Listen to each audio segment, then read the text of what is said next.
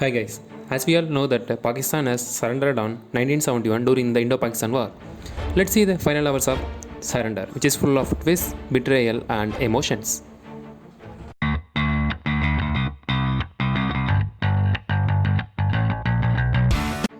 General Niazi is an accomplished strategist. He adopted a military tactic that was called fortress strategy.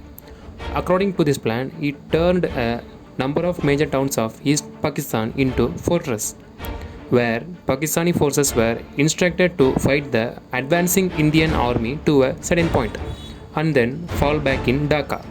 Hence, Dhaka would become an impregnable fortress. Niazi's plan was to fight a prolonged war till international community could force the Indian side to a ceasefire. Public relations officer in East Pakistan Army told Niazi that we only have a limited number of troops and resources at our disposal. Niazi responded by saying that in war, it is not the number but the generalship that counts. But the Indian Army and the joint forces took a different move. They bypassed and blocked Niazi's fortress so effectively that nothing substantial could fall back to Dhaka. His fortress crumbled at a gentle breeze. In fact, Pakistani generals were suffering a shattered morale from the first week of December, after India formally declared a war. On 10th of December, Niazi informed the Pakistani headquarters that India had heli-dropped a brigade size of force in the south of Narsingadi area and para-dropped a brigade in the Tangil area. In fact, it was just two para-battalion in Tangil area, not a brigade.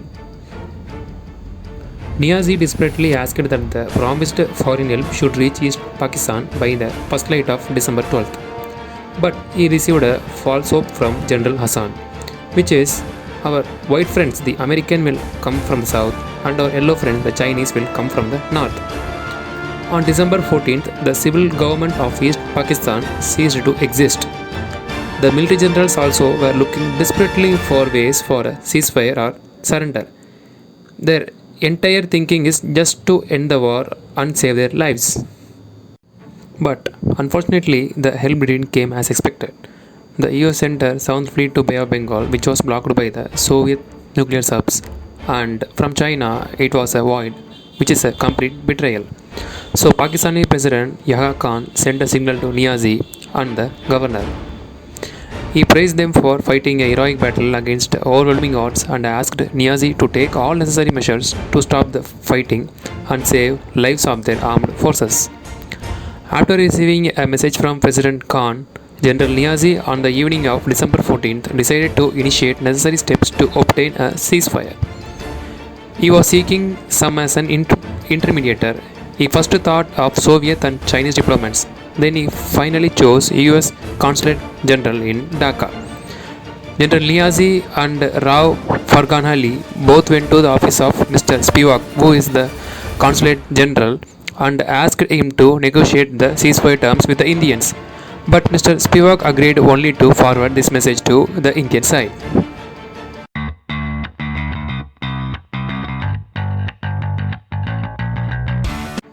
Nagra remembered the day when he walked into Niazi's office, noted that he has put on some weight, though his face still had the glow. He asked him like, "Hello Niazi, how are you?" But Niazi went broke down and exclaimed, and he said, "The people sitting in Rawalpindi doomed us." I let him talk to enlighten his heart. Then there was a tea followed, and of course there was a forced friendliness, then rest in history. This scene bore a bit of irony because Niazi and Nagra had both got commissioned in the British Army on the same day.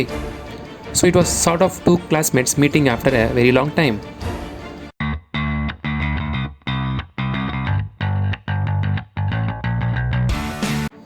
On the same day, General Jacob flew from Calcutta.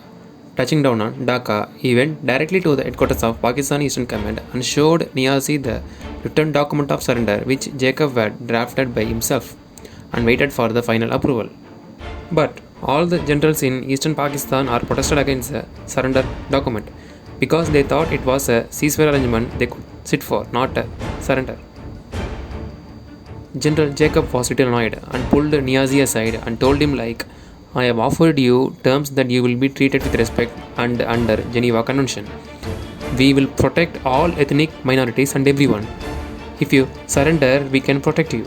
If you don't surrender, I wash my hands of anything that happens. Then Jacob gave Niazi 30 minutes time to decide on a surrender or face the consequences, and then he left the room. Once Jacob came outside of the room, doubts assailed him, like what he has done. Because Jacob have nothing in his hand now, because he was in the headquarters of Eastern Pakistan. But Niazi has around 26,400 troops in Dhaka.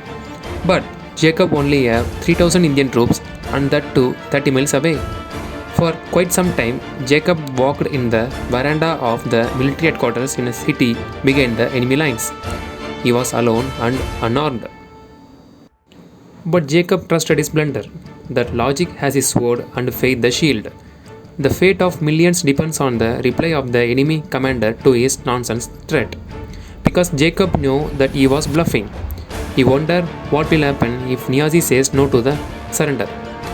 30 minutes later, as General Jacob re-entered the room, he wanted to know the decision. But General Niazi was silent.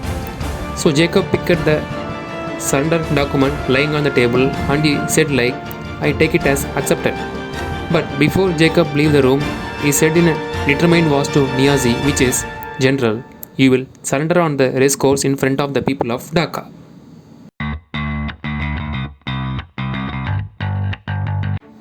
Around 4:30 p.m., Indian General Arora, the Commander-in-Chief of the Eastern Command, arrived at the Dhaka airport. Jacob and Niazi went there to receive him. The surrender ceremony was simple and brief. There was only one table and two chairs on the podium. General Niazi and General Arora occupied the chairs. Just imagine how it feels. Niazi was fully surrendered by the Indian army men and the freedom fighters of Bangladesh. He was all alone there. Since all the Pakistani top brass officials have decided to not to go to this walk of shame.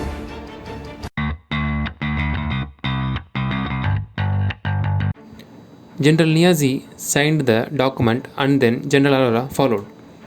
Arora extended his pen towards Niazi to sign. The pen was not working initially. Arora flicked it several times to get the ink running and handed it back. Later on, we came to know that Arora had bought the pen from Calcutta with the surrender ceremony in mind already. Once the signing was over, the two commanders rose from their chairs. Then, according to the tradition of surrender, General Niazi with a trembling hand and a melancholic face handed his revolver to Arora. So, this is how the final hour of 1971 war goes, with twists and turns of Jacob's game, the betrayal of the Allies and false hope for Niazi from their Pakistan headquarters. Even Niazi was all alone at the walk of shame. To know more about the detailed history of 1917 war, you can check my other video about the history of 1971 war. Thank you. Jai Hind.